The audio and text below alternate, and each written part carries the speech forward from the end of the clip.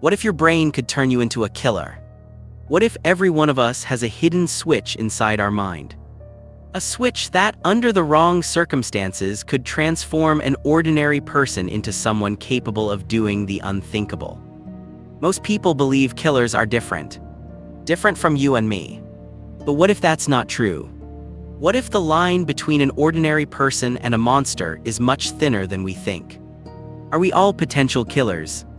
Or does something inside the brain create them? To answer that question, we need to look at the story of a man who once admitted he was afraid he might hurt someone.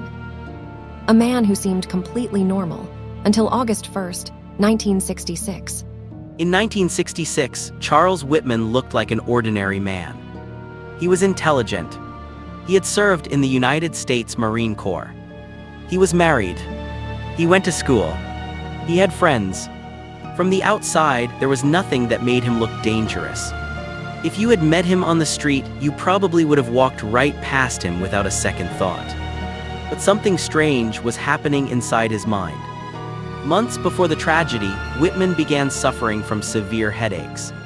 Not normal headaches, the kind that seemed to get worse and worse over time. At first, he tried to ignore them. Then he started noticing something even more disturbing. His thoughts were changing. He felt angry for no reason. Aggressive thoughts would suddenly appear in his mind. Sometimes he felt like he was losing control of himself. Imagine waking up every day and feeling like your own brain is turning against you. That's exactly what Whitman seemed to be experiencing. And the most chilling part, he knew something was wrong. According to reports, he even sought professional help. He told people that he was struggling with violent thoughts. Thoughts that scared him. Thoughts he didn't fully understand. But nobody could have imagined what would happen next. As the weeks passed, the headaches continued. The dark thoughts continued. And the pressure inside his mind kept building. Then came August 1st, 1966. A day that would shock the entire country. That morning, Whitman left home. To anyone watching, it looked like an ordinary day. But it wasn't. Inside his mind, something was unfolding that nobody else could see. He gathered weapons. He prepared carefully. And then he made his way toward the University of Texas. One of the most famous landmarks on campus was a tall clock tower. Thousands of students walked past it every day. No one expected that tower would soon become the scene of a nightmare. Whitman climbed to the observation deck high above the city. From up there, he could see everything. The streets, the campus, the people below. People going about their normal lives. People who had no idea what was about to happen. Then suddenly, gunshots echoed across the campus. Panic erupted. Students ran for cover. Some froze in confusion. Others had no idea where the shots were coming from. For more than an hour, fear spread across the area. Police officers, students, and civilians struggled to understand what was happening. Who was shooting? Why was this happening? And most importantly, could it be stopped? Eventually, authorities reached the tower. The shooting finally ended. But the damage had already been done. The country was left searching for answers. People wanted to know why. Why would a seemingly ordinary man do something so horrific?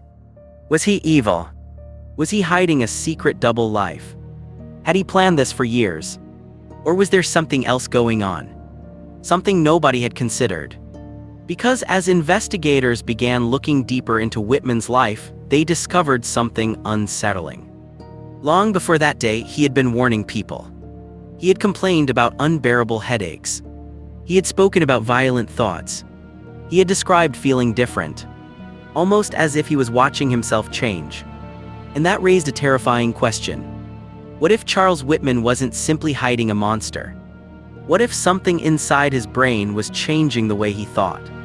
What if the real mystery wasn't what he did, but why he did it? And when doctors later examined his brain, they found something that would turn this case into one of the most famous mysteries in neuroscience. Something that still raises questions to this day. And that's where the story becomes even more disturbing. But here's where the story gets even stranger. After Charles Whitman was killed on August 1, 1966, doctors performed an autopsy on his brain. And what they found shocked everyone. Deep inside his brain was a tumor. Not just any tumor. It was located near areas involved in emotion, aggression, fear, and impulse control. Suddenly the question changed. People were no longer asking, why did Charles do it? They were asking, did Charles really have full control over his actions? For years, scientists have studied cases where injuries, tumors, or damage to certain parts of the brain caused dramatic personality changes. People becoming impulsive, aggressive, emotionally unstable, or acting in ways they never had before. In Whitman's case, researchers couldn't prove that the tumor alone caused the tragedy. But they also couldn't ignore it. Because before the shooting, Whitman himself had repeatedly complained about severe headaches. He described violent thoughts, and he even told others that he felt something was wrong inside his mind. Almost as if he was watching himself change. Today, neuroscientists still debate how much of our behavior comes from free will, and how much comes from the biology of the brain. Is a person entirely responsible for their actions if their brain is malfunctioning?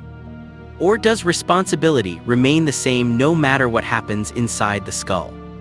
The truth is complicated.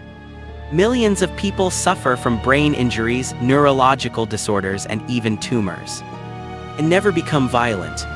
Which means a brain alone may not be the full answer. Genetics, childhood experiences, environment, stress, trauma, and the brain itself. All of these factors may work together in ways we still don't fully understand. And that's what makes this case so disturbing. Because Charles Whitman wasn't born a monster. He looked normal. He lived like a normal person. And yet one day something went terribly wrong. So here's the question I want you to think about: if a tiny physical change inside the brain can alter the way a person thinks, how much of who you are is really you?